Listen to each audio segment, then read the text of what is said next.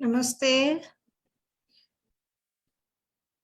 We are back to our second week, fourth day, and session number 2. And our distinguished speaker, Shri Bhai Ashwini Rajpal ji from Vancouver is with us. And you will be, his topic for today is Hindus around the world.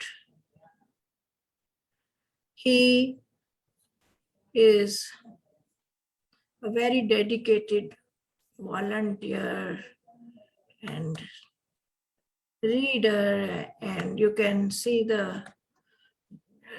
all the details, very brief details about him. He is basically from Guyana. If you remember, we had a speaker from Guyana a day or 2 days ago. Let me put everyone on mute first.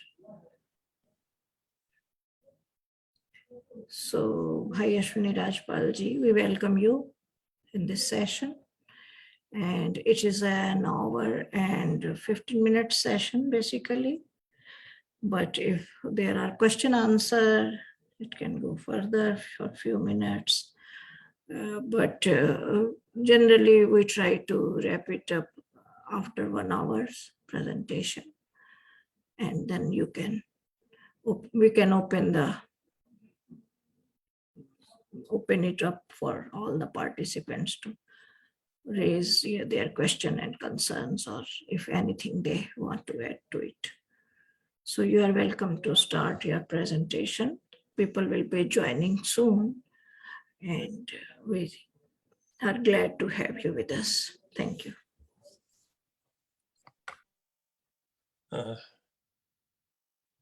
Thank you, Kavita, and namaste. I would like to start today with a short prayer. Please join.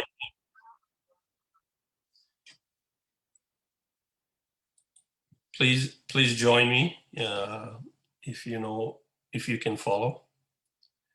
Om Asatoma Sadgamaya Tamasoma Jyotirgamaya Mrityurma Amritam Gamaya.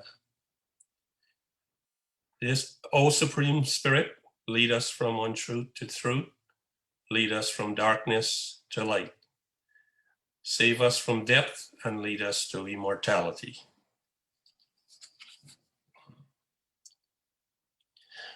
My name is Ashwini Kumar Rajpal. I was born in Guyana, and I will show you a map of that shortly. My father was the late Pundit Haripal Rajpal, and my mother was the late Rajmati Rajpal. I immigrated to Canada in 1972 and now resides in Vancouver. I have 2 daughters and a son. I am now retired after a 43-year career. 38 of those were with a multinational company. I'm a student of Vedas, Vedic Literature, and Sanskrit. I'm a founding director of International Foundation for Vedic Science, a nonprofit organization which was established to research, publish, and distribute literature on the Vedic Sciences. I was global coordinator for Vedic Science Journal, which was devoted to Vedic Sciences and scientific interpretation of the Vedas and Allied Literature. Current projects include an annual Vedic calendar or Almanac, assisting people of Indian origins to trace their roots in India, and organizing heritage tours to India. I do presentations to explain the Vedic calendar, an ancient Indian time calculation system, which conforms to the science of astronomy. I also do proofreading and editing of the annual World Vedic Calendar, Almanac, and other publications. Since April of this year, I'm a member of the advisory committee of Maharshi Dayananda Saraswati Chair of Maharshi Dayananda University.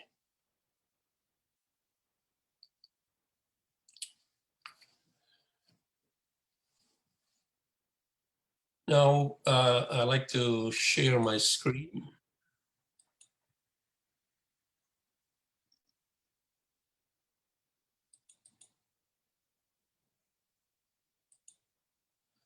So this is my topic today, is Hindus around the world. Now, first of all, let's look at where Hindus are living. And I've got a map on. I've got a map here, a world map on up here, showing pretty well all the countries of the world. The only notable exceptions I notice is that on this one, New Zealand is not shown here. It's on the bottom right-hand corner, just next to Australia. And then over here near the international date line, we have Fiji, the Fiji Islands. And as I said, those are notable exceptions because they are key to my talk today, because they now have sizable Hindu population. Okay, so what I want to show you on this world map is that, and tell you, is that Hindus are living in all parts of the world, and with very, very, very few exceptions. But let's start with the birthplace of Hinduism. As most of you know, the birthplace of Hinduism is here in India. And today, about 80% of the population are Hindus. And that's based on the 2011 census. So now, previous names of India were also Aryavarta or Bharatvarsh. Now, the spread of Hinduism is due to a number of factors, but mainly people who left India to pursue professional and educational opportunities. And that a large part of that is due to air travel, which has made our world a lot smaller. Also, lately, the internet has provided us with quick information to enable migration.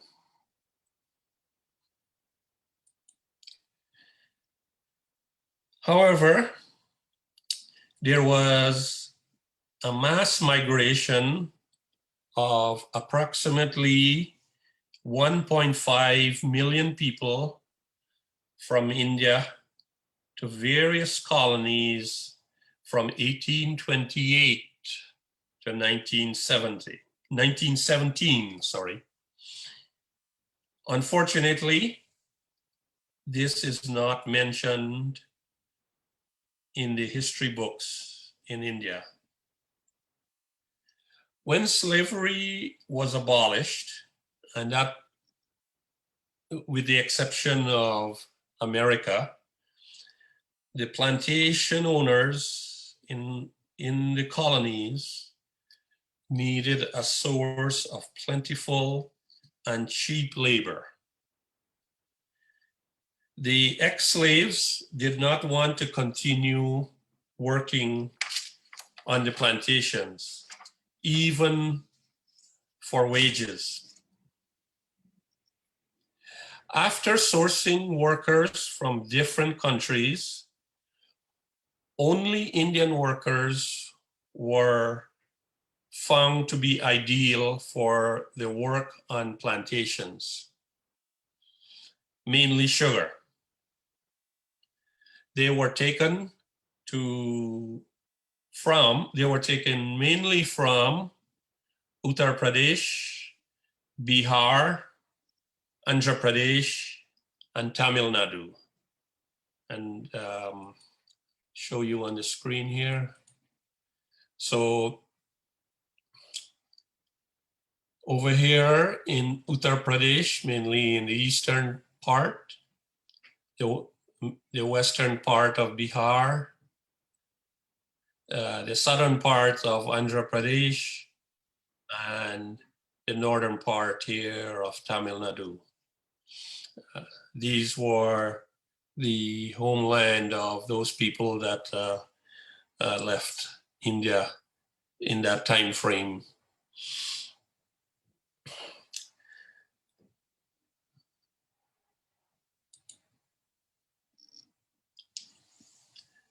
Now, people in these areas were very mobile, meaning they were always looking for work. So they were traveling from place to place looking for work.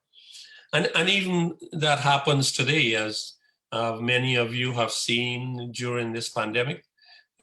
People at the beginning of the pandemic were trying to get back home to those places, Uttar Pradesh, Bihar, and those places. So they were easy prey to the recruiters, and the recruiters were able to find a lot of recruits for that program. But one of the things that they have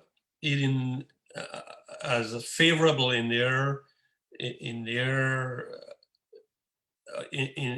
with them was their good knowledge of farming, and this was one of the reasons why the recruiting was done in those areas. They were taken to the colonies under a system of indenture, and the journey lasted approximately 3 months in sailing ships. Steamships towards the end of the system reduced the journey to approximately 1 month. So let's look at some of those places that the people were taken to. So firstly, we have Reunion Island, which is in the Indian Ocean. It's just towards the east of Madagascar, which Madagascar is next to the African continent. So, and the first batch of arrivals there was on April 13 in 1828. There was a total of 120,000 immigrants that went to Reunion.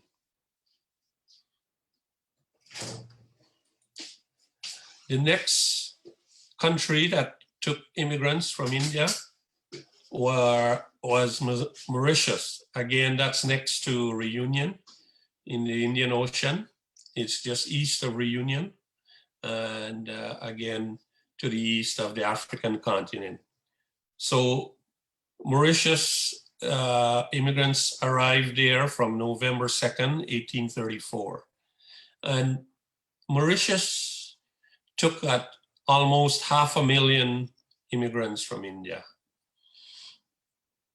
And they now form the majority of the population on that island. Next was Guyana, where I'm from. Guyana is on the Atlantic coast of South America. And the first arrivals to Guyana was May 5th, 1838. And a total of nearly 250,000 immigrants went from India there. And most of the people of Guyana live in the coastal areas here. The interior is hardly populated.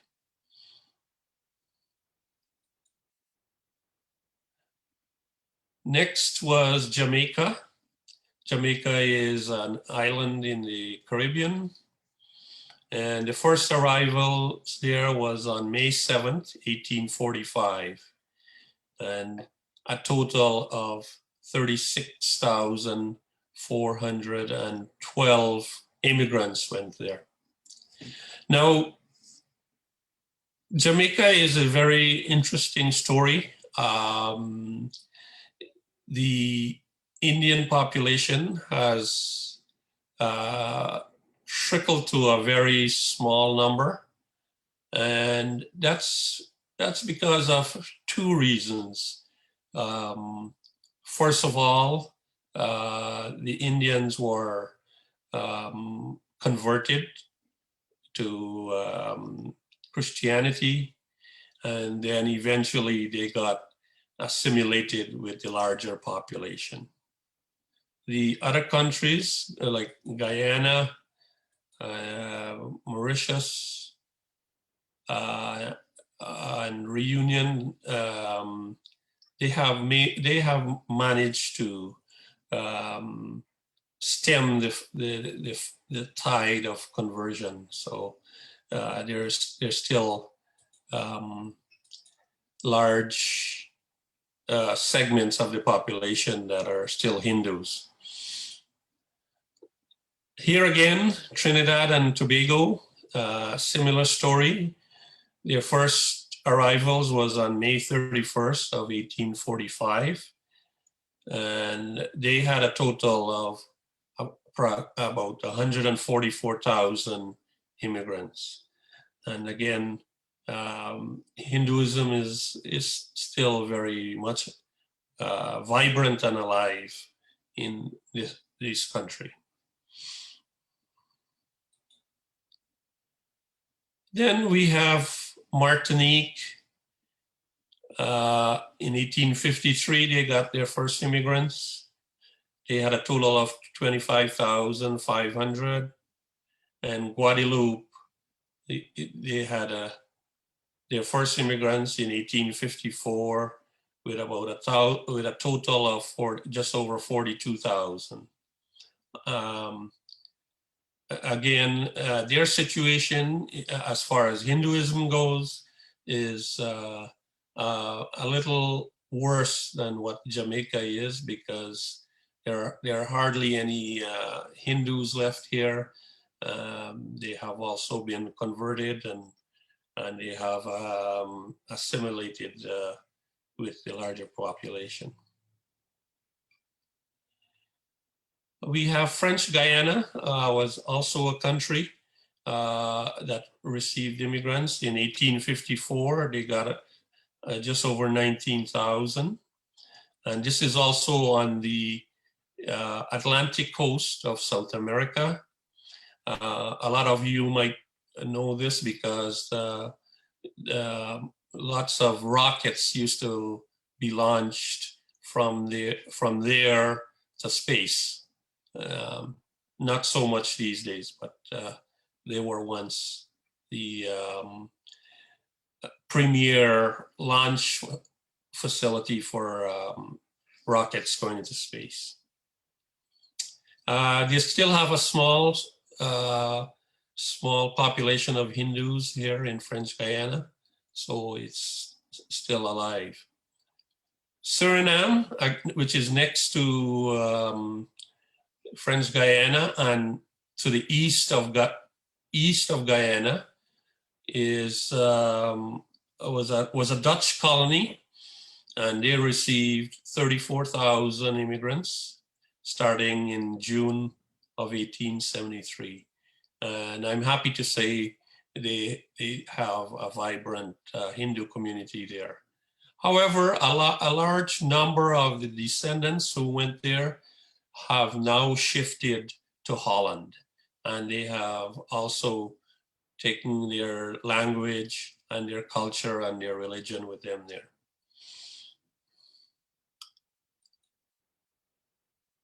And here are some other Caribbean islands. We have Grenada over here that received immigrants from 1857. We have St. Lucia over here. It received immigrants from 1859. We have St. Vincent and the Grenadines over here at 1861. We have St. Kitts over here in 1861. St. Croix over here as part of the US Virgin Islands, 1863, and Nevis in 1874. And I'm sad to say again that Hinduism seems to have been died here too in these islands because, again, of the same reason of conversion and assimilation.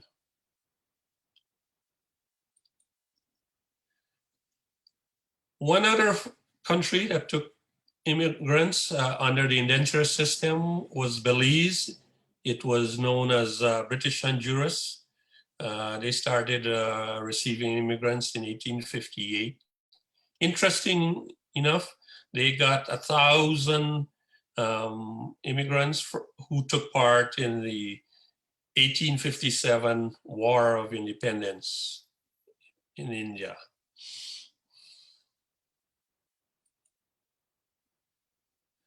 South Africa first got immigrants in 1860, and they received about 150,000 people from India.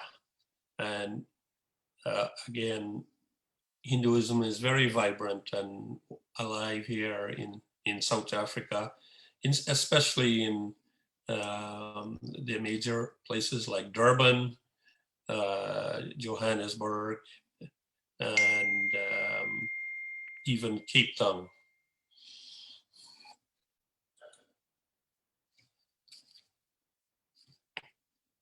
Fiji Islands is the last on my list. First arrivals was on May 15th of 1879.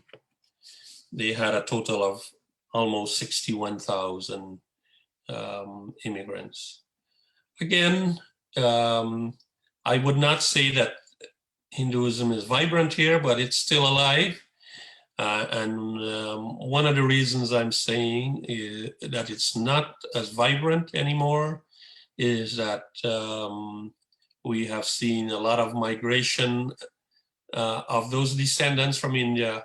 They have now moved to Australia, New Zealand, America, Canada, and other places. And this is due to the political turmoil that has gone on in that country a few years ago. So this is the countries that that was responsible for that mass migration of 1.5 million people. Now, I talked about the indenture system. These people left on an indenture system. Their contract was for 5 years. And if they renewed for another 5 years, then they were entitled to a free return passage to India. Now, if they decided to just go back after their 5-year contract, they had to pay their own way back to India. What was significant about this, though, was that over 80% of them were Hindus. And that's why Hinduism was able to have a solid footing in those countries that I just showed you. Now, the conditions in the colonies were either the same or worse than it was for the ex-slaves. The system was ripe with abuses, and it was suspended a few times because of the behavior of the plantation owners and their managers. And to give you an example, Guyana first received 2 ships in 1838, but just after receiving those immigrants, the system was suspended because of those abuses, and then it was resumed in 1845.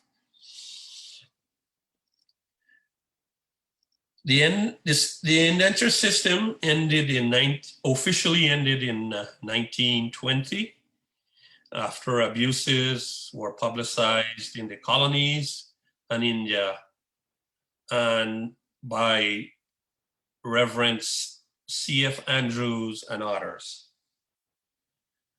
We refer to this migration, we refer to this as the first migration for the people in the colonies.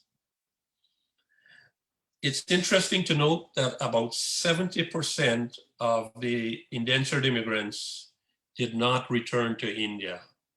They settled and they brought up families in those countries. Okay, so now let's move on, and let's look at how Hinduism and the culture was kept alive in those places.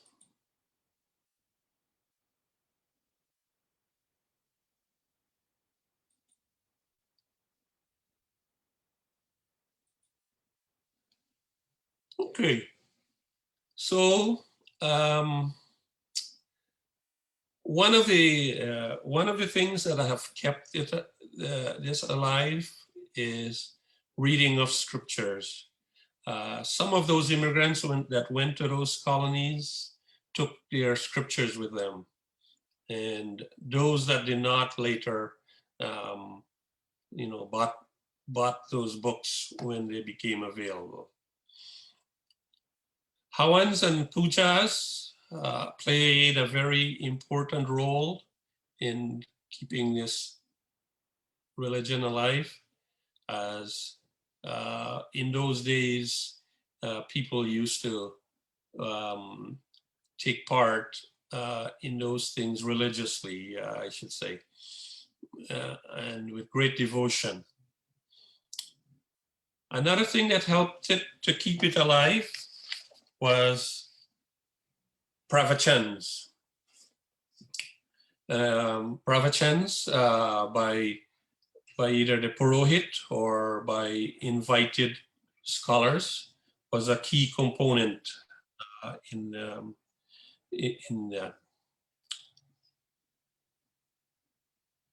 I was going back to the scriptures. I want to mention that there were some learned persons who who went to those colonies and to help, not only to work, but also they helped keep the religion and culture alive. One of them was Pundit Totaram Sanadhya, who spent 21 years in Fiji and returned to India. He spent the last years of his life as a devotee of Mahatma Gandhi at Sabarmati Ashram.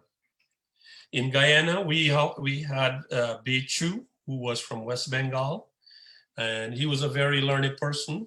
He helped brought abuses to light there.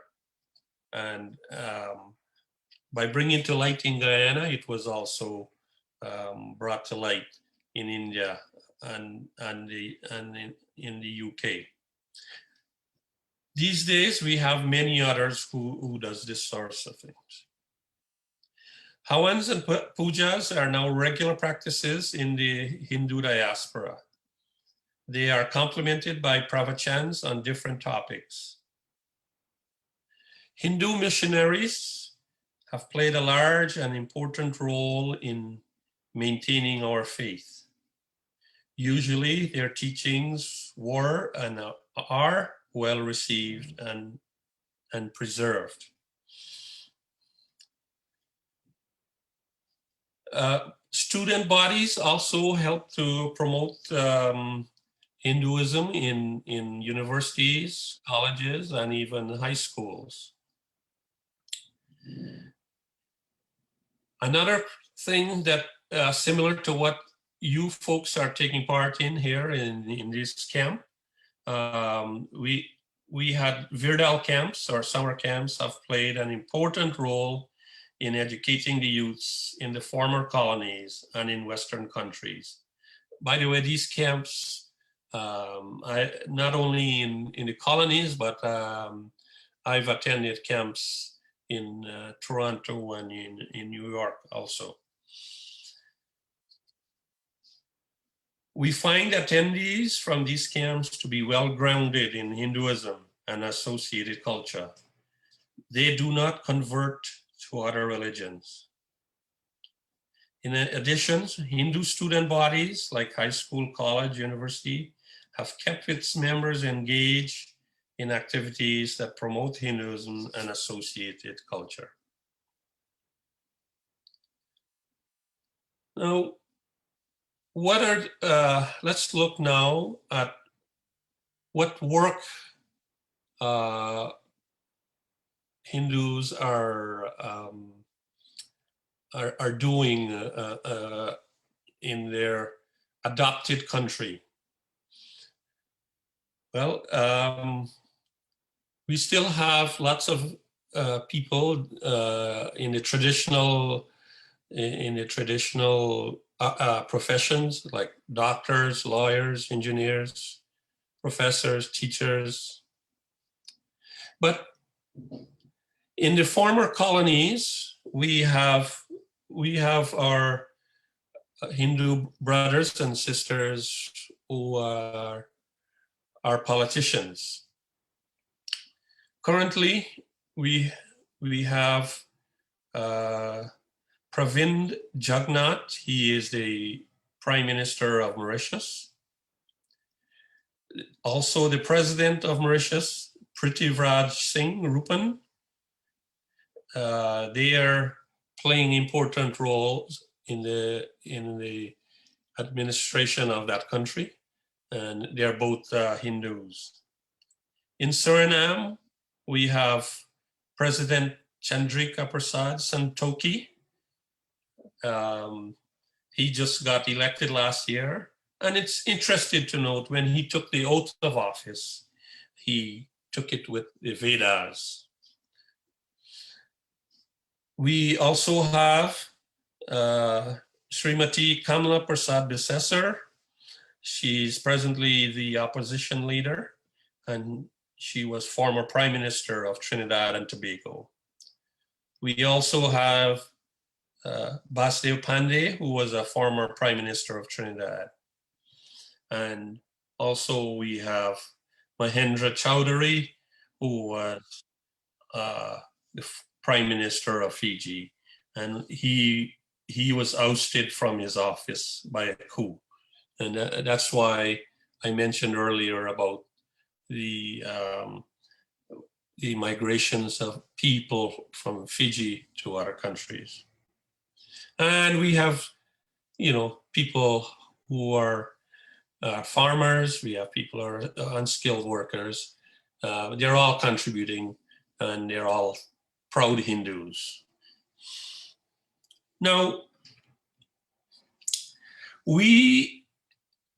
those of us who are from the former colonies are now into our second migration. As many of these descendants of indentured immigrants have settled in other countries like the United Kingdom, Holland, USA, Canada, Australia, and New Zealand.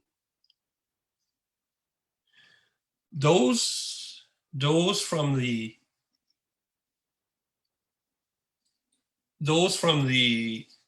first migration rescued and sustained the economies of the colonies, and now their descendants are sustaining the economies of their new homelands.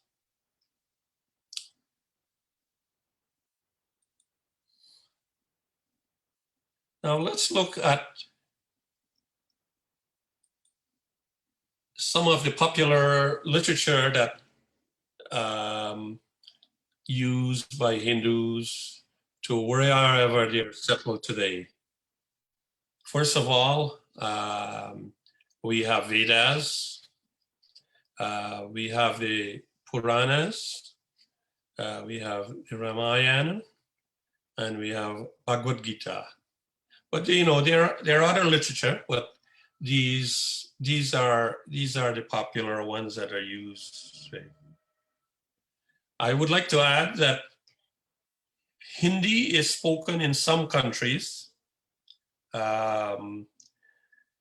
Dutch is official language of Suriname. French is official language in Mauritius. And English is spoken in the other countries. In some countries like Guyana and Trinidad, we have almost lost the Hindi language, as everything that was set up by the colonial masters was to de-recognize and prevent the use of those language.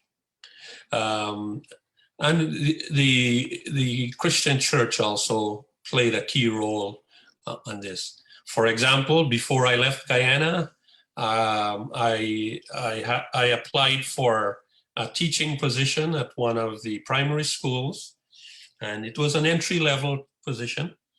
And my appointment had to be approved by the Anglican Church. So you can see how the odds was against Hindus in those places. Now let's look at some of our history.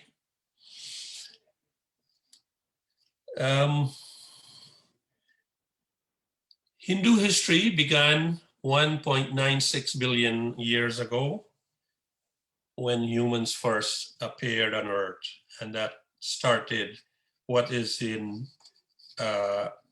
known as Tibet as of today. People moved down the plains to India as the population increased. Now the history of this today is mainly available in the Puranas, as the Itihas, the books on his Itihas, they have disappeared. Now, how do we measure these times? Now, Hinduism has a time of measurement known as the Yuga system, which is an astronomical system based on position and movement of planets. The Jyotish Granthas, for example, the Surya Siddhanta and Arya Bhattam, are treatises of this system. Now, a lot of Hindus today use only the Vikram era. But I'd like to point out that this era was started by King Vikram Aditya II in 57 BC. He started it to recognize when Nepal came under his control. He was already emperor of India, but Nepal came under his control and he became supreme emperor. So he decided to start this era. But we have a system of measurement called the Yuga system, which is based, as I said, on the position and movements of the planets, and it's totally astronomical. It's not based on any humans. I'd like to show you where we are on this date today. According to that system, since creation of this universe, which is known as Brahma era, we are in the 155.5 trillion years since this universe was created. We have Srishti Samvat, which is since the biological creation on Earth. That's 1.97 billion years ago. I forgot to include human creation on Earth here. Human creation is slightly less at 1.96 billion years. We have the Manvantara era. It is 120 million.5. We have the Yuga era, which is the Vedic solar year. We are 5,123 years into the 28th Kali Yuga. And here's the Vikram era that a lot of people are familiar with. We're in the 2078 year. And of course, in the Christian era, we're 2021, July 29th.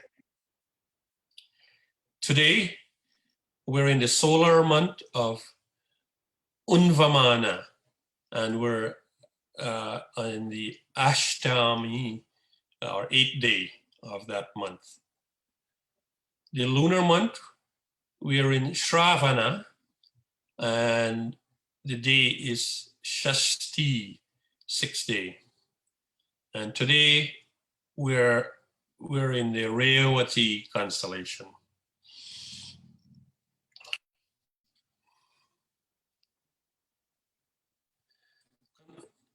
I would like to conclude that, especially to the students, to challenge your Hindu leaders the same way you challenge your peers. Do not take anything for granted. Ask questions. And I'd like to give you an example. A lot of you might be familiar that Krishna Janmashtami is celebrated on the 8th day of Krishna Paksh, or the dark half of the lunar month of Bhadrapada. But I've seen 2 WhatsApp messages on different chat groups giving different dates. So I questioned those dates and I said, if this is correct, please give me a reason why you're promoting these dates. But to date, I have not received any answer. One thing I'd like to leave you with today is proselytizers.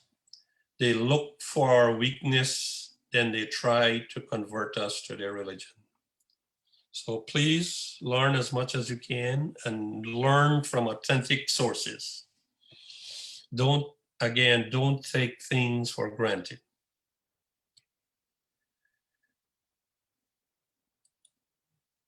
I'd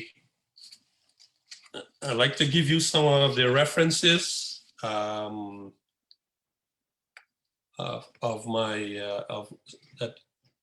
some of the information I have here in this presentation. First one I've quoted here. I think I missed one source of information here on this slide. It's the World Vedic Calendar of 2021. It's available on Amazon, and it was by Dr. Ravi Prakash Arya and myself.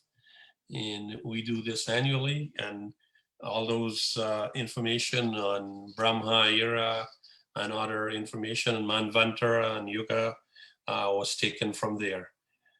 Another source of information was the book titled Indian Chronology to Indian History.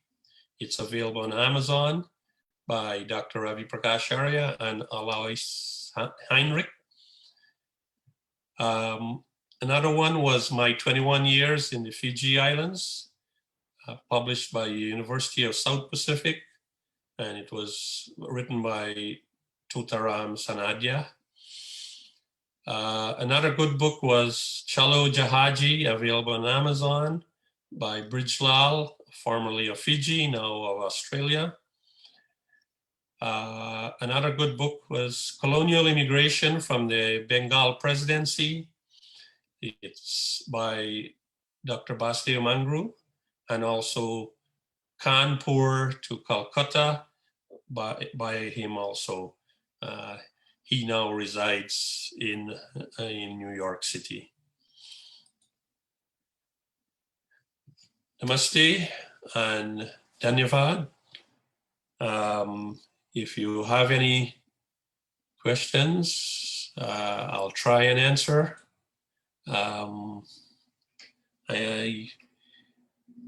My presentation is a little less than the required time, but hopefully you have some questions.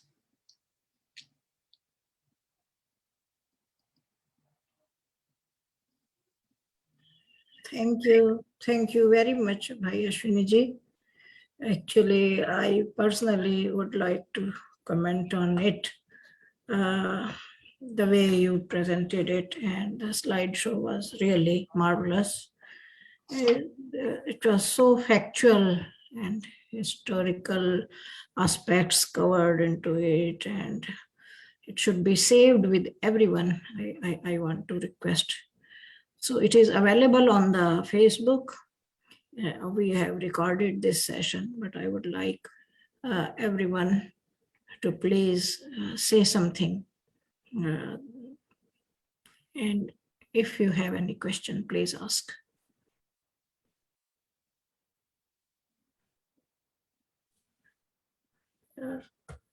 Let me see the chat. This was very thorough. So Hia says, thank you for this beautiful speech. I love learning about the Hindu culture. Yes, and this was actually an academic paper kind of thing. And yes, and then Priya Mehta writes, I do too. This was very thorough. Okay, I agree. Here writes. Then Nipsita says, thanks for the very informative presentation. Yes. Jaita writes, thank you so much. Learned a lot. Yes, indeed, beta. Indeed, it was very informative, and all the facts need to be noted down properly with everyone, because it is not easy. Bhai Ashwini ji was personally involved in finding roots of each and everyone I am connected. We are connected actually. My family is connected to Bhai Ashwini Rajpal probably almost 20 years ago. So I know how keen he was to go to Ajamgarh and find routes and helping their I don't know the relatives you had in that area, and he was providing help just by knowing that, oh, they are somehow they were connected to us, they are connected to us, and we have a link with those people. I remember that girl who was calling me to connect me to Bhai Ashwini ji, to send this, to send this, to send that. So I have seen those days, how he was, the hardship uh, he has invested into it. And it's not an easy job to Really. trace those relatives. It's the documents from that time. A lot of them are no longer available for whatever reasons. And so it's painstaking work to help trace those people. But in most of the cases, we're successful. It was really nice to see, and I was busy in taking notes and taking snapshots some of your slides, because in universities and on other conferences people can easily use these uh, facts which you have presented, especially in regards of those countries, the migration took place for the plantation purpose, especially the sugarcane plantation. So it was eye-opening. It was eye-opening and heart-touching too, to remember their hardship, to think Yeah, about and them. one of the things that was a hardship was even the voyage from India to those places. Imagine being on a sailing ship for 3 months. It was not easy, and in some cases, the mortality on the ships was high. So some people perished on the journey. So And they were called Girmitia. Girmitia is yeah, basically, yes, Girmitia is because they were under an agreement. So agreementia, so they started calling themselves agreementia in Bhojpuri some kind. So agreementia turned it to Girmitia somehow. So Gandhi was the indenture system was later called Girmit. Girmiti, okay. So So it was very nice. Thank you, Bhai Ashwini ji. you're Abhishek ji, Divyata, Nilaveni, Hiya, Pia, would you like to unmute yourself? I think that all this information that you shared, it was very, very interesting to see how from India what happened and how Hinduism spread all over the world. I felt that it was very interesting. So thank you. you're welcome, Pia. Just like Kavitaji, I was also taking lots of notes too. Yes, I saw you taking notes. Okay. If you need any more information, please do not hesitate to contact me. Sure. I have lots of information here. If I don't have it readily available, I'll certainly. No, the thing is, our first session got messed up somehow. So I can see the impact on this session, because the first session should be very properly handled, but somehow that got messed up. So in this session, we had less attendance today. Okay. So no worries, we are fine. Abhishek ji, you wanted to say something? Thank you, sir, for such an enlightening lecture on the spread of Hinduism across the world, and the details you gave about the Manvantar, about the timings, about the Kali Yuga. verse about the Yug verse was very enlightening. I've heard the later part of your lecture, and I'll go through the whole lecture on the Facebook in the recording version to learn it from it. Thank you. I'm glad you brought that up, Abhishek ji. I have a YouTube video of to explain the concepts of time under the Indian system. I don't have the link readily available, but what I'll do, I'll send it to Bahin Kavita and she can forward it to you. Yes, definitely, sir. I'll look into it. Yeah. Thank you, sir. Yeah, so I went into more details of that of time measurement in that YouTube video, and I also at the end we had a good question and answer session with some real good questions. So Dr. Ravi Prakash also helped me with answering those questions. So you'll get lots of information from that. Okay, sir. Thank you, sir. So as I said, I'll send that link to Bahin Kavita and she can forward that to you. Okay. Sure, sure. Pranam, So, sir. Jake, you can get it from me. You can send a message. I will share it with you. So thank you. I think we should wrap it up now. And it's our lunchtime, our after lunch session. The session number 3 of the day is about Kena Upanishad, and our presenter will be Jitendra Abbiji from New York. So please do join on time. We have now 2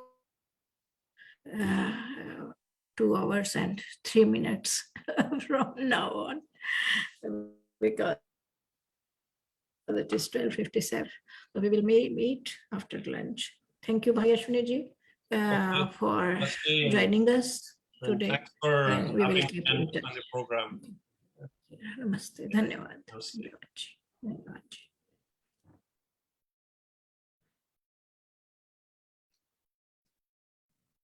Namaste. Namaste, beta. Namaste.